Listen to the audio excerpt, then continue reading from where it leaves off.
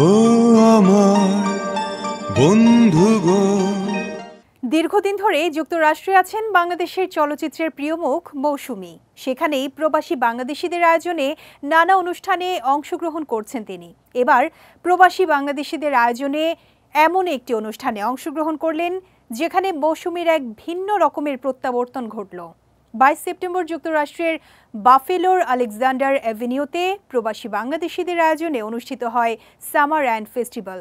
এই আয়োজনে নানা ধরনের আনুষ্ঠানিকতা শেষে রাত 10টায় মঞ্চে ওঠেন মৌসুমী। 1993 সালের সোহানুর রহমান সোহান পরিচালিত মৌসুমী সালমান শাহ অভিনীত কেয়ামত থেকে কেয়ামত সিনেমার ও আমার বন্ধু গো চিরসাথী পথ চলার গানটি গাইতে গাইতে মঞ্চে ওঠেন তিনি।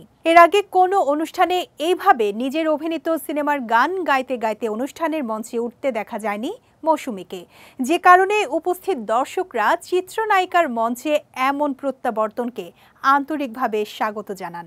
মঞ্চে উঠে মৌসুমী তার অভিনীত অন্তরে অন্তরে সিনেমার জনপ্রিয় গান এখানে দুজনে নিরজনে এবং তার অভিনীত প্রথম সিনেমার এখন তো সময় ভালোবাসার গানটি গেয়ে শোনান উপস্থিত দর্শকদের। আয়োজন নিয়ে মৌসুমী বলেন, যুক্তরাষ্ট্রে ভিন্ন ধরনের এই আয়োজনে এবারই প্রথম আমি অংশগ্রহণ করেছি, পারফর্ম করেছি, নিজে গান গেয়েছি। বিষয়টি আমার কাছে সত্যি অন্যরকম ভালো লেগেছে।